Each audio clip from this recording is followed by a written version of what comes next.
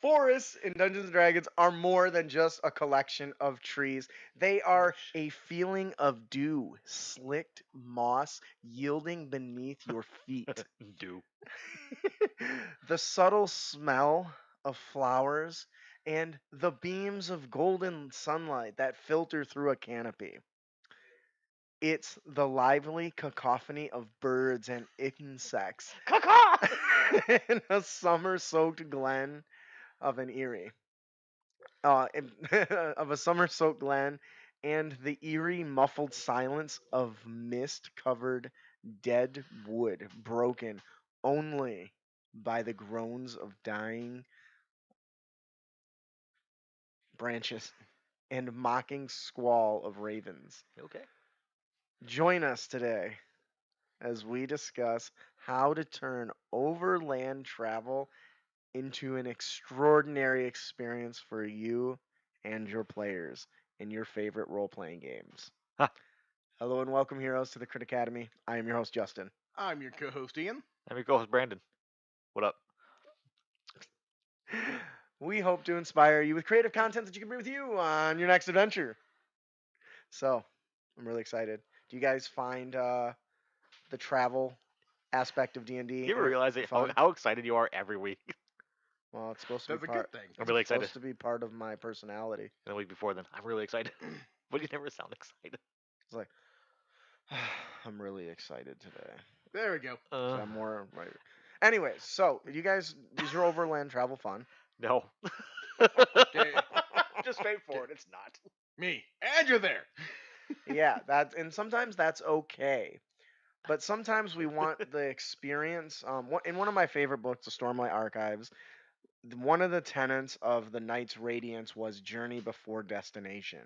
And I think journey in D&D can be just as fun and engaging as and you're there.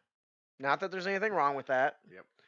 But especially if you want them to explore the world, your exploration players and your lore players will get the most out of this more than even the combat people. Random combat encounters, right? Based on their adventures, right? Was it hideous? How about the haunted forest in Japan? Not even the birds live there. So today we're going to be talking Wondrous Expeditions Forest by Loresmith. If you have not had the privilege of picking up any of Loresmith's content yet, you need to. Is it safe to say that they've made like Wondrous Expeditions deserts? And Not yet. Plains? This that is their first one, to my something they're thinking understanding. In the pipeline, sounds I cool. bet, though. So today we're going to be talking about this. Forests, this book is designed to turn overland travel into something that your players and you will really enjoy, and we're going to talk a little bit about it today. The book itself is divided into primary three major chapters, and the chapter one, which is running forest expeditions, chapter two, which is creating forest scenes, which is one of my favorite sections in this book, and of course, chapter three, which is wondrous forest, and they're all slightly different in a really, really good way. Now, first, it is worth noting that this book on the back says for any tabletop RPG.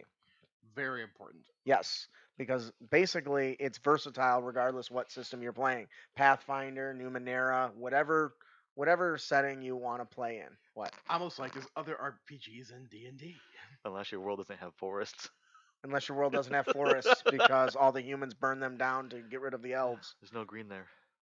Well, there's a popular D&D setting that's like that. It's the Black Sun, Dark Sun. Yeah. I think it's like that. Well, So anyways, well, it's forest, but there are deserts for the most part. So yeah.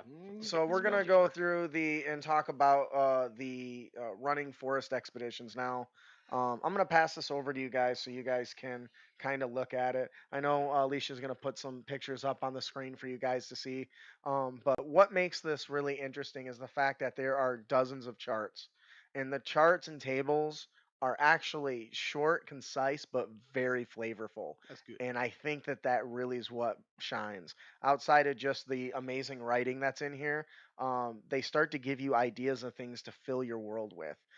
Like I would like you guys take a look at this. Let's talk a little bit about the expeditions themselves and the charts that come with them. Is there any one of those that really jumps out at you? No, about the expedition goal here? Yeah, just pick a couple to we can talk about.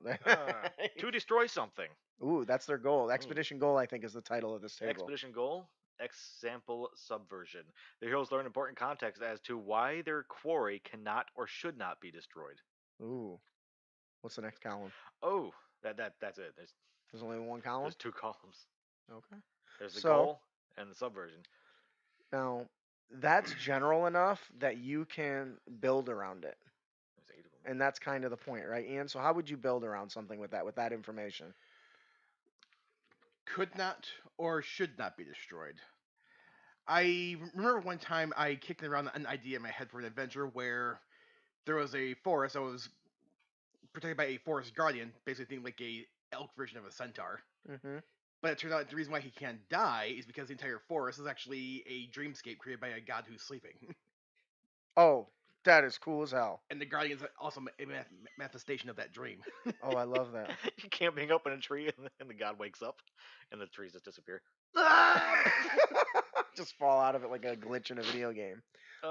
Move to the next page. What are some other stuff? Or unless you want to pick something else My there. thought is the old-fashioned go back in time and kill Hitler paradox. Ooh, that's a tough one. Like, oh, you should not, and you cannot kill this quarry because if you do, something worse is going to happen in the future or something like that. That's always something to good. And actually, some of these charts, a lot of them, actually have like additional twists that you can twist and turn on Neat. your adventure, which is really cool. So, Ian, if you want to kind of just pick something that jumps out at you, I do want to talk a little bit once we get to Which was- chapter 2 about the scenes, because there's really amazing flavor text that really just blows my mind. And it's so well written. Some of the best in the business have helped write this, and it shows in the quality of the content. One random thing here is in means of travel. One table here is fatigue and moral factors. Ooh, moral. I like that. Morale. There we go. Oh, okay. Morale.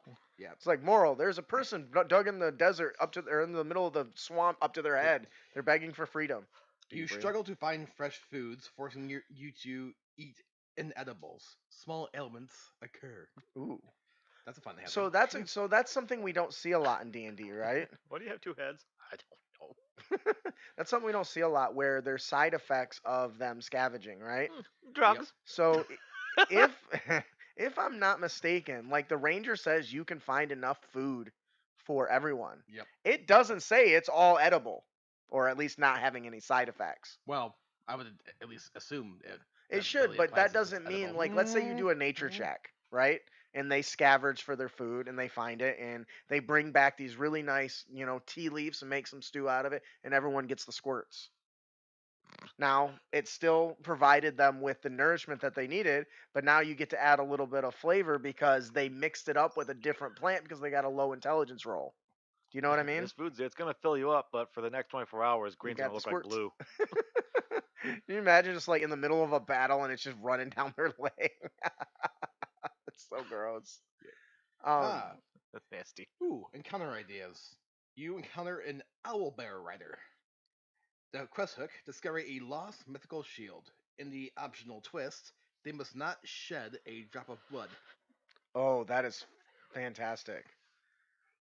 That is really cool. And there's a lot of these that really just bring the forest encounters together. The running of the forest section is designed to give you everything you need to turn your wilderness into something more memorable, with really good foraging and navigation challenges fleshed out and sprinkled through the whole thing. They actually give you loot options for killing creatures. Yeah, Yes, they do. The And they do a hunting really section. good job. Because I've had so many players ask, it's like, okay, I'm gonna go hunting. It's like, all right, you kill a deer. You kill a bear. You gain 4 GP worth of fat and 8 GP worth of pelt. So You could have them roll survival checks, turn that fat into tallow, and then they can make torches Or cooking oil. see, or that. and that's the point I want to touch on. You guys already started brainstorming ideas. This isn't something that we touch on a lot in D&D. You start a fire, flint and tinder. You really need more than that, Yeah. right?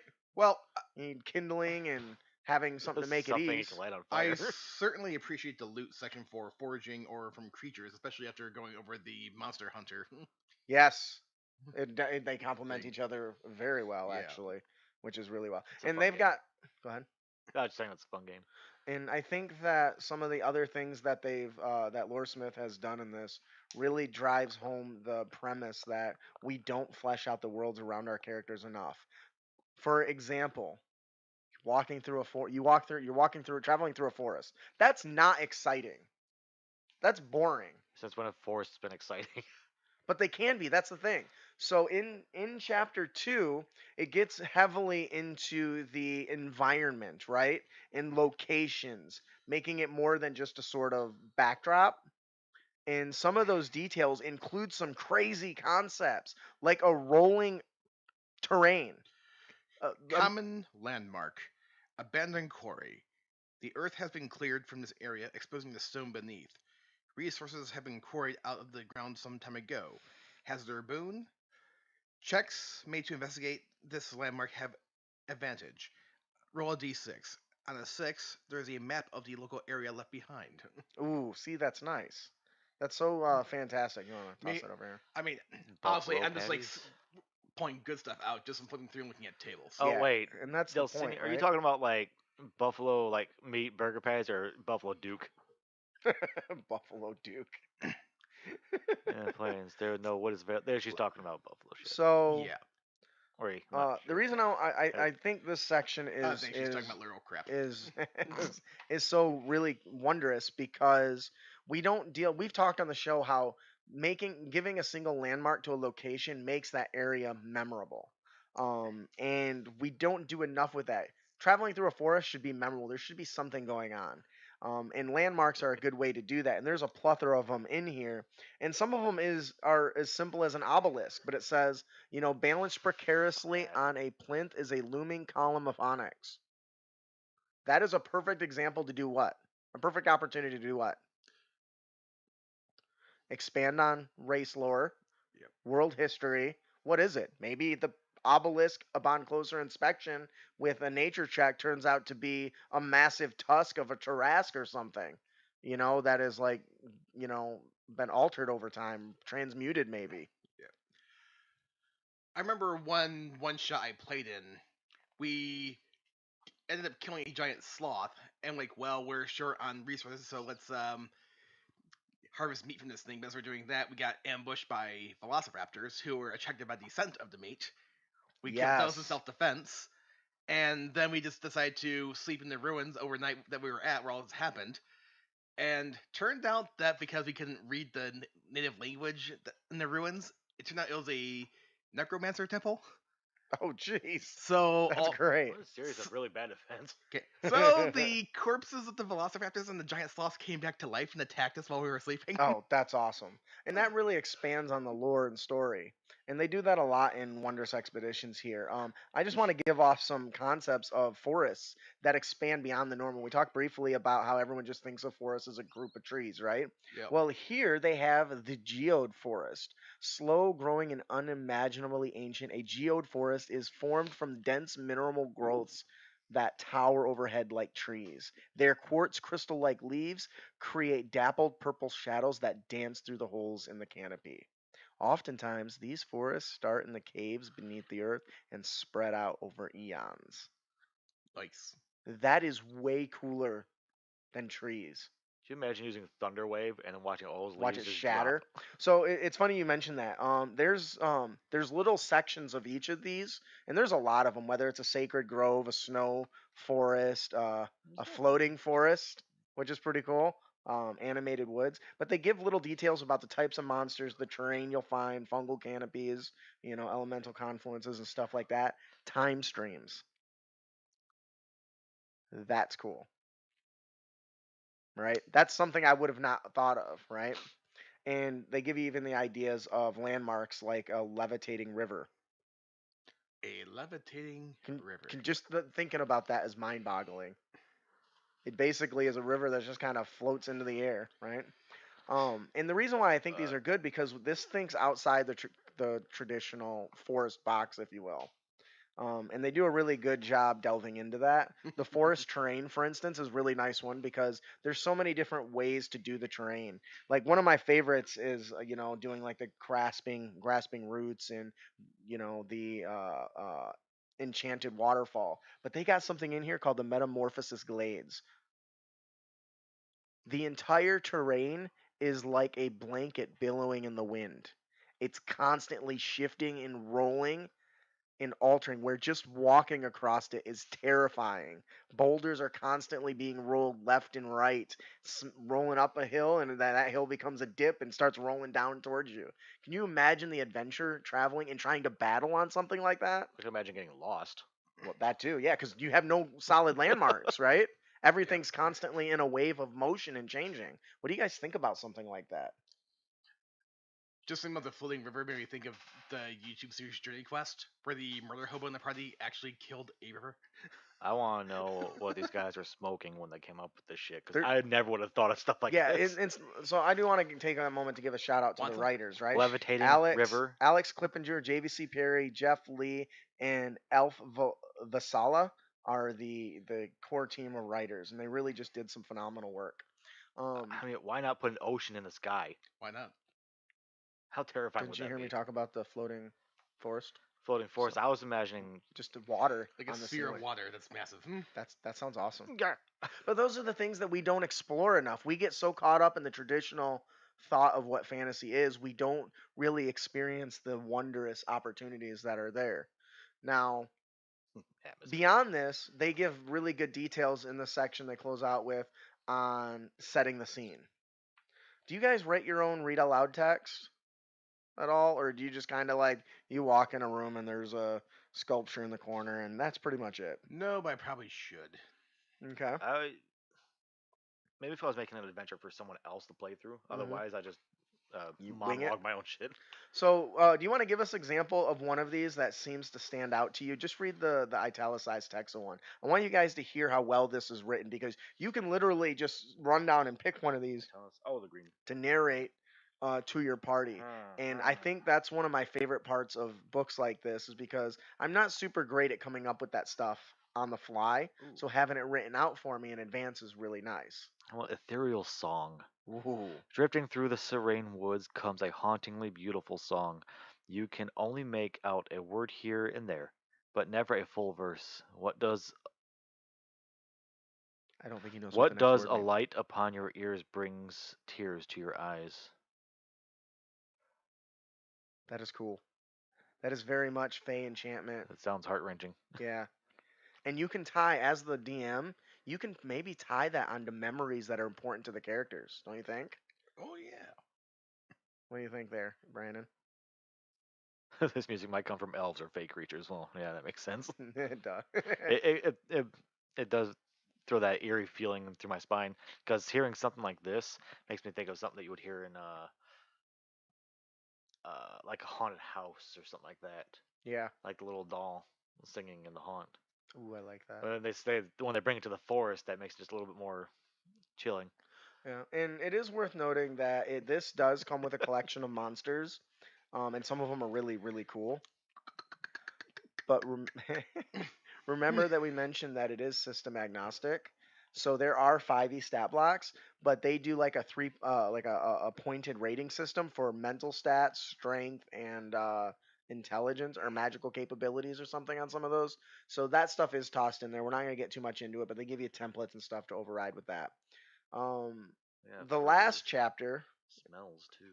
yeah, they really touch on all the sense, which is just fantastic. Forest The last chapter is called Wondrous Forest, and it fills the chapter with wayfarers who have chronicled 4 wondrous forests that are ready to be used in your campaign already, which I think is really nice. That includes tailored flora, fauna, role-playing advice, along with unique features that help make these places fun and unique and interesting. So there's a lot going on there. I see root Brandon of is Sylvanas. scrolling through this book. The artwork is gorgeous too, by the way. Lore Smith never spares no expense on getting fantastic artwork. So, um, Fairy allies. Huh. so as you're kind of carousing through this book, is there anything that really stands out to either of you? You want to have him take a look at that too? Because for me, if this is the start of a series, I think Lore Smith is really going in a wondrous direction. Okay. I see what you did there. I like how they got like adjusting the encounter, like walking trees. They have different tiers. hmm It doesn't the tiers doesn't necessarily say like what CR it should be, but I'm guessing the higher the tier, the harder it's gonna be. That's a pretty good guess. Tier 1, for walking trees, Tier 1 use warhorse skeleton statistics but change their type to plant. Hmm. Tier 2 is use awakened tree stats. Tier 3 is And use elephant. and that touches on something that we talk about a lot on the show about Reflavoring. reflavoring stuff that exists and just giving it a new feature or something. And Wondrous Expeditions does some really good details about your forest into places of intrigue, peril, and wonder, and not just a place you're traveling through. Now, we're not saying you need to spend days of game time playing, right? No. But you could roll a die and determine, okay, they're going to end up traveling through this strange area once and maybe run into an encounter. Now, there's encounter in tables in here that don't actually necessarily mean fights, which I think is very, very glorious because every encounter table we usually see is so much about you fight this, you fight this, you fight this. That's not nearly as interesting as stumbling across a elf who has been like um, melded to a tree or something against their will and they're stuck there. He just walk by. Hey guys. Well, He's got a friendly disposition regardless of his situation. yeah, but maybe I mean you can use that as a jumping off point, such as maybe the person is a prisoner and this is a sort of punishment. If the characters don't have the knowledge or the history of that, which you can call for knowledge checks, right, to reveal that stuff to them. Like, oh, well, we don't want to help him. He cut down a tree, and that's like blasphemous in his culture. Be like, Well, so especially if it's a dryad tree. So yeah, yeah. and that's what I'm talking about. Like, there's so many good nuggets that this Wondrous Expeditions delves into that I think is really good. Ian, did anything jump out of you particularly throughout the book as you're kind of scanning through it? Two things. One is Wizard K says the California redwoods. Picture an entire town in one tree house. What adventures could we have in the forest of giant trees? And Delcinia says her favorite traveling random encounter was a rabbit got trapped in their tent overnight and chaos ensued trying to catch it. Long story short, there was a rabbit for breakfast. Rabbit got in their tent Yep. and they chased it. Yep. How big is their tent? That was intense. Well, rabbits are very big, so. Damn it. That's Yeah. funny. But I do like the fact, though, that they say, oh, you want to fight this creature? Use a stat block for this tier, which Yep. just goes to show you that just because you have a mental image of a creature does not necessarily mean you're tied to that CR by default. You can just Oh reflavor God, something. yes. Which is something that we've touched on multiple times, but this book definitely doubles down on this. Yeah, and like that's one of nice. the monsters that we talk about, I think next episode, I used a giant stat block. I just made him small and made him sound badass and gave him one new feature. Ghostly Beast. Tier 1, 3 black bears. Tier 2, 3 brown bears, and give them resistance to bludgeoning, piercing, and slashing from non-magical damage. Oh, it's worth noting that that will increase the CR. So be Yeah. careful of that. Tier 3, 4 saber-tooth tigers, same thing.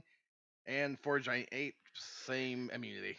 Yeah, and you can even go even farther by adding some of the effects that are part of the area, right? Like if you get into a fungal area, maybe there's fungus and mushrooms and stuff growing on their bodies, right?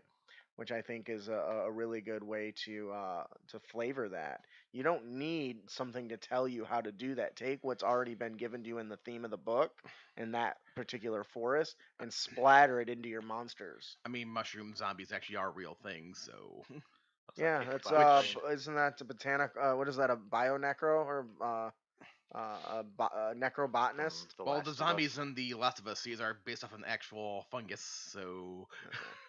So there is another thing I want to touch on. Like, there's tables galore, but there's so much like uh, lore to go through. Obviously, we can't cover it all, but I do want to touch on some of the things that I think make it fun. So, uh, we talk about how important tackling all the senses in D&D is, right? Not just telling somebody, but giving them, what does it sound like? What does it smell like? What does it taste like? So, there's a section in here for a couple of different places. I'm looking at Fey Rise Forest right now, The where air it has tastes a bit in nutty. sense, huh? So the air tastes a bit nutty. It tastes a bit naughty. Oh, good. It's not just me. Austin, it is shit. All right, so the sensory, they got a section in here called sensory stimulation. So on here he says the rat tat tat of colossus storks clacking their beaks at each other in the distant granite spires, or a low steady creaking of rope bridges. How about, and that's just the sounds, right? Then you get the smells, the gin tinted aroma of merry-making mountain satyrs drunk off fermented juniper berries, or pine sap being drained and chewed by hungry wickles. Wickies? I think that's a monster in this book. The delicious aroma of culinary herbs growing by the trail side. See, these are things that I don't feel like some DMs do enough to enhance the experience, and that's exactly what Wondrous Expeditions is designed to do. You are here, King. Chaoticin, Yep. welcome. Chaotic. What about Feyrise sites? Glittering powdered snow that has mounded up on spires, or complex carvings left by past societies of Ruakakas. That makes me laugh. And there's a lot even more. This is a Feyrise sensation. Vertigo, as you gaze up at the towering heights of granite spires. So there's a lot you can do. They also have buffs and hazards in the terrains too, I which didn't is know you nice. could get that. Get what? Get vertigo while on the ground and looking up. Yeah, When Oh, we yeah. were in Cincinnati, I was looking up the buildings and going, ugh, that'll make you ugh. sick. You gotta be careful. Um, Ooh, there are all kinds of hazards and terrains that you can use for any of your uh, forest adventures. What? Alicia sneezed. Oh, bless you. So the tar pits. You got tar pits in here, and Tar brackish pits. pools, and algal fields, whatever that is. A sprawling green carpet of lush algae flows across the landscape, entirely covering everything beneath it. Now there's Algae. another paragraph about two Wouldn't that paragraphs about suggest that that. there's like a lake under it? I would assume. I don't know. I'm not. Do I look like a botanist or anyone with sort of Where's the any? only place to You find do not. algae? I don't know. On top of water. Fish tank. Oh my god. I'm not wrong. You do not. And so there's a lot of these, and some of them have special qualities too in these, which I think is really cool. So, this for this one, I'm specifically talking about whatever. What is this one? This is the Marrow Grove, Marlboro. the Marrow Grove, which is the artwork for that is kind of just creepy, right? Some undead Looks like skeletons undead walking through. trees. Yeah, right. Undead trees. And they have these different special qualities. So, like foul, plants are withered and blighted as if suffering from a malady. Animals are reeking and rancid with patchy fur, putrefying skin, and yellow bone. Yeah. There you That's go. amazing. Like that is such a great detail to have for the unique area for flora and fauna because that applies to everything in the air. It's not just one. You know what I mean? What are some of your other thoughts Aw. on what you would recommend for making travel through a forest exciting? Well, I definitely recommend capitalizing on the good old fashioned random encounter tables. Yeah, and there's some really good ones here. And once again, I like that they're not all combat related. Yes. Ewoks. Like Ledge trees. and they have Ewoks. What about Ewoks? Ewoks. Or a Dewok? Shewoks. F-walk? Isn't an Ewok just a walk with an E in front of it? What about a V-walk? No? I think we're trying too hard at this point. K-walk? Ooh, K-walk could be a monster. All right, so they also have they have tables for everything. Here's one for forest discoveries: a crude lichen covered xylophone fashioned from the rib cage of a human. Lichen. What? Wait, Lichen? What a lichen? Lichen. It's CH. I know. The H is silent. Like in as in werewolf? No, that's Lyson. What? What? Or wait, no. No, I think it's something else. That's lichen. But yes, but that's the same way. Wait, no. See, now I don't trust you because I definitely know you got lichen wrong. But I admit I'm wrong. Is it lichen? Lashan. Google it. What's the phonetics? Doesn't matter. Lichen. Lichen. Lichen. Lichen. It's lichen, I'm sure. No, it's lichen. I think it is No, lichen. lichen is Lycan. That's the. That's the Same sound and spelling. yeah. Isn't that was that a homophone or a Homonym? homonym? I Ad failed hominem. English, man. I don't know what the Yeah, fuck me we're neither. I talking only speak about. bad English, so whatever. Anyways, that's why we got good editors. And, th- and then we there's pay good money English. for them guys. And then there's English. English, yeah, I speak Like, English. So okay. I just want to take a moment to say that the content that Loresmith has put out in this book, along with their other content, is pretty phenomenal. I own a lot of their books. Their stuff is amazing. System agnostic in most cases. Uh, Lakin, No. Lai, Like, Lakin. like. I'm saying Lakin. Click the button that turns it on. Wizard says Lycan, so he's wrong.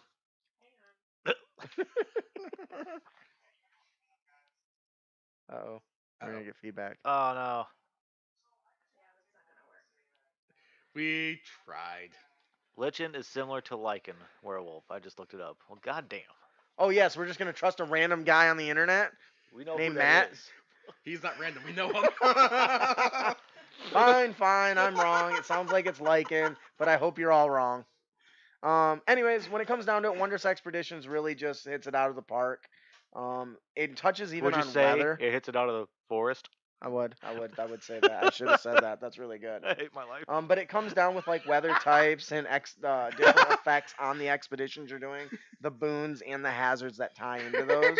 Like fair weather, the hazard is increased likelihood of encounters with hostile humanoids. Ooh, Yeah. I don't think our viewers like us insulting them. I passed English, top of my class. Wow, Justin. I mean, dudes, we listen to you. Just wow. Hey, wait. I passed English at the top of his class. Ouch. That hurts still saying it. I mean, dudes. who I passed listen. English at the bottom of my class. Autocorrect. What is the autocorrect for the bottom or instead of top? That's a typo. You heard him. He's the bottom. Um, Yeah. So yeah, check it out. Pick it up. PDF or physical copy. I like physical books. Honestly, it makes it harder sharing with them when I got just the physical book. he likes being but, able to touch shit. Yes. Yeah, mate. I just gotta. Yeah, sharing Sometimes I see PDFs stuff I of just gotta RPGs is How way many times easier have you than seen like, this? Just here's gotta- a book that I might not ever get back. Yeah. Right. How's that Spelljammer book? Oh, you mean the one that's still sealed? Is it in still plastic? sealed? God damn, man. That episode was 3 weeks ago. It was more than that. I got all three bundles and the. Well, I cover. also have the book from Grand Con and still have not opened it either. So, Yeah, so I'm not alone. I don't have time. They also I'm read. working on that though. They also read the living crap out of it too. So. All right. So, any final thoughts on your impressions of Wondrous Expeditions? Short version, it just shows what you can flesh out in your game that you just don't think about usually. Yep. You go out of the box. Fucking floating forests, levitating rivers, Mm-hmm. oceans in the sky. Where does that water come from? What do you mean? Well, it's a floating island that has waterfalls. Where's the water come from? Didn't you just Yeah. say well?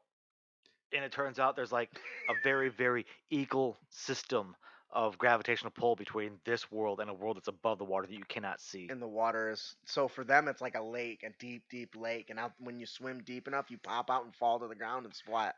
So you just have lore of just random blood splatters underneath this shimmering sky. There's got to be another world up there. There's people falling out of the river. Anyways, I think that'll do it for our main topic today, Wondrous Expeditions by Loresmith. I always highly recommend Loresmith's content. It's all system agnostic. If you're writing books or just like writing, they're great for that as well. There's a lot of good detail that can flesh out your world. It really is the ultimate guide to building immersive forests and environments for your role-playing games. And it's got Ichabod Crane on the back. Is that who that is? He looks like him. Anyways, before we close out today, I would like to take a moment. Please consider supporting us. If you like our content and you want to see more of it and help keep the show going, please consider supporting us on Patreon. We have 5 different price levels, so you can choose from. So you can pick one that's appropriate to your budget. And if you join at the Elder Dragon tier, you will literally get access to a massive hoard of content and treasure that we have been creating for years. You get everything. It's big. It's big. That means 5 years of content. 5 years of monsters, adventures, and so much more stuff. That's right. We've been around for that long. That's Yeah. Somehow. Yeah, I don't know. Shit. Yeah. What were you gonna say? Is that that's monsters, magic items, encounters, DM tips, player tips. Every year or every week for the last 5 years. Yeah, pretty much. It's a lot. It's a lot. So if you can throw a few dollars our way to help pay the bills for all this stuff, Yep. and keep it going, we appreciate it. You can also visit our website to learn more.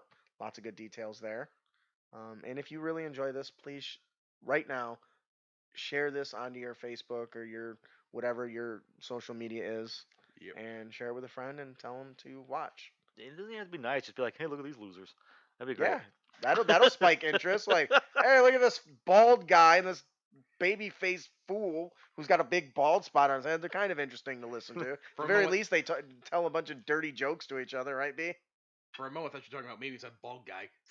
The was fact talking that about my you're head, trying but to yeah, grow you your too. mustache back and it looks like you got shit on your face. I hate you right now. Listen, I don't want to hear it from somebody that's got a Captain Hook mustache and can't pull it off. All right? Well, we'll ask them. How does this look? Do I look? it looks Captain- like trash because you Do don't I- trim Hey, it. shut your mouth. Do I look Captain Hookery enough for you? You look hookery? Captain Hookery? How much is that? Captain Hooker. Let me show you where I can dig with this claw. That's a great Halloween costume. And just up like a hoe. and be hooker? Like I'm Captain Hooker. Just gonna little hook hand.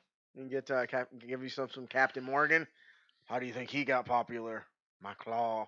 Or Anyways. even better, I could take the hook, like put a condom over it and be like, I'm not very good at this. Our show may not be suitable for young children. Uh, That's hilarious. Spirit level.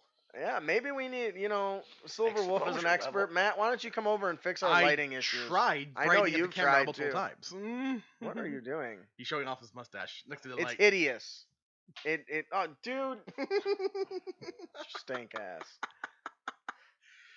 Bald, And that don't even start it on that top knot thing you got going on the back of your head. bald, baby face and top knot. Justin, Loves this place.